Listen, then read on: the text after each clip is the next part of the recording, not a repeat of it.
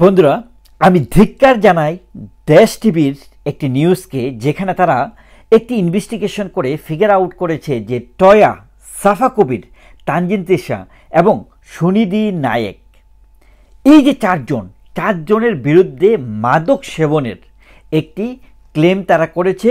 এবং এই যে তথ্যটি তারা প্রকাশ করেছে, এতটা নেগেটিভলি বাজেভাবে আসলে এই চারজন যে সাংস্কৃতিক অঙ্গনের যে চারজন স্টারকে এত বাজেভাবে এখানে রিপ্রেজেন্ট করছে তারা, এমন একটি অবস্থা যেন তারা খুন খারাপি করে ফেলেছে। আমরা প্রতিনিয়ত বাংলাদেশে হত্যাযজ্ঞ দেখছি।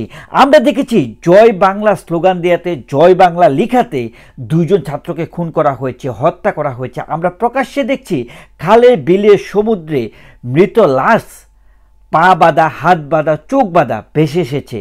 কিন্তু এই তথ্যগুলো কি দেশ টিভিকে দেখছেন? তারা কোথাও পাবলিশ করছে?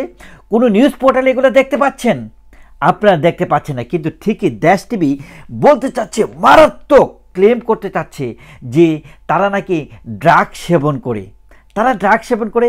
আমি খুব সংক্ষেপে তাদের যে বিবৃতিটি আপনাদের সাথে তুলে ধরছি এবং আমি চরমভাবে নিন্দা জানাচ্ছি এই ধরনের প্রতিবেদনের জন্য। আমি ব্যক্তিগতভাবে মনে করি প্রত্যেকটা মানুষ তারা স্বাধীন। তারা কি বিয়ার খাবে, তারা কি অ্যালকোহল খাবে, তারা কি গাঞ্জা খাবে, তারা কি এলএসডি খাবে, নাকি কি খাবে, তারা তাদের ব্যক্তিগত জীবনে কি সেবন করবে, সেটা সেবন করে যদি সে আরেকজন ব্যক্তির উপর আঘাত করে কোনো ধরনের দেশের বা রাষ্ট্রের জনগণের উপর তারা কোনোভাবে যদি চড়া হয়, আত্মঘাতী কোনো আচরণ করে, সেক্ষেত্রে অবশ্যই যে কেউ সেবন করে যদি এ ধরনের কাজ করে তাদের বিরুদ্ধে আইনানুগ ব্যবস্থা নিতে হবে। কিন্তু সেটা যদি না হয়, আমি আমার পার্সোনাল লাইফে আমি কি অ্যালকোহল খেলাম কি খেলাম না, আমি কি গাঞ্জা খেলাম কি খেলাম না, এটা তো আসলে কারোর বাধা দেওয়ার কোনো অধিকার রাখে না।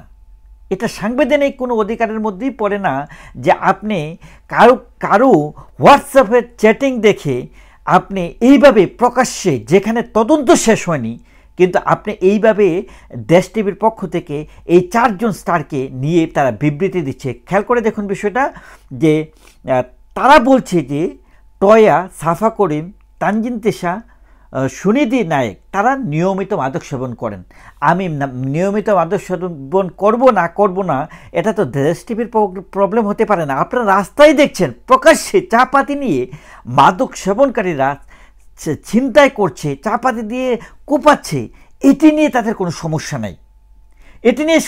আপনারা দেখবেন যে বাচ্চারা রাস্তার মধ্যে আপনার এক ধরনের মাদক সেবন করছে, এটা দীর্ঘ সময় ধরে আমরা দেখে আসছি। সেগুলো নিয়ে তাদের কোনো প্রবলেম নাই। এগুলো নিয়ে তাদের প্রবলেম হচ্ছে যারা কিনা স্টার, সেলিব্রিটি, তারা নাকি এই যে আপনার নর্থ সাউথ ইউনিভার্সিটির একটা ছাত্র যাকে গ্রেফতার করেছে মাদকসহ আপনার পুলিশ বাহিনী, সেখানে দেখা যাচ্ছে যে তার হোয়াটসঅ্যাপ চ্যাটিংয়ে গিয়ে, তার নাম হচ্ছে দীপ, তাকে সেখানে দেখা যাচ্ছে যে তার হোয়াটসঅ্যাপে চ্যাটিং দেখে এই এই চারজন স্টারকে তারা শনাক্ত করেছে, যারা তার কাছ থেকে মাদক কিনেছে এবং মাদক সেবন করেছে। বিষয়টি তারা কি করেছে খেয়াল করে দেখুন।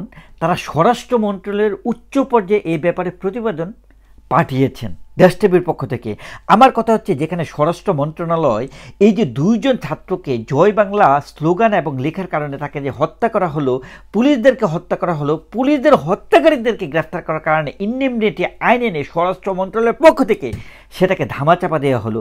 এই ব্যাপারে কোনো প্রবলেম নেই, কিন্তু দেখা যাচ্ছে যে তারা লেগেছে বাংলাদেশের সাহিত্য, সংস্কৃতি, নাটক, এই যে নাট্যকলা, এইগুলোকে তারা বন্ধ করতে চায়। কারণ কি? কারণ এই যে বাংলাদেশের যে জঘন্যতম যে সন্ত্রাসী মাহমুদুর রহমান, জাহিদুর, ব্যারিস্টার ফুয়াদ, সার্জিস, হাসনাত, মাহফুজ, আসিফ মাহমুদ, এই যে জঙ্গিগুলা জামায়াত ইসলামের তত্ত্বাবধানে বাংলাদেশে এখন একটা জিহাদি রাষ্ট্রে পরিণত করতে চায় এবং তাদের নির্দেশনায় বাংলাদেশে এখন এই কাজগুলো হচ্ছে। আমি তীব্রভাবে নিন্দা জানাই এবং দেশ টিভির এই নিউজটিকে, যেখানে এখন পর্যন্ত তদন্ত শেষই হয় নাই, তারা যেভাবে এইজন টয়া, সাফা কবির, তানজিন তিশা, সুনিধি নায়েককে যেভাবে আসলে অ্যাটাক করেছে, সেই জন্য আমি মনে করি দেশ টিভির বিরুদ্ধে অবশ্যই মামলা করা উচিত প্রত্যেকটা স্টার, নাট্যকলা এবং এখন যে নতুন যে সাংস্কৃতিক অঙ্গনের যে উপদেষ্টা হয়েছে ফারুকী, তার যদি মিনিমাম লজ্জাবোধ থাকে তাদের যে সহপাঠীদেরকে নিয়ে, তার যদি মিনিমাম যদি কার্টেসি বোধ থাকে, সে দেশ টিভির বিরুদ্ধে যেন একটি মামলা করা হয়। এখনই আমি সেটা প্রতিবাদ করার জন্য প্রত্যেকটা দর্শককে আমি অনুরোধ করব।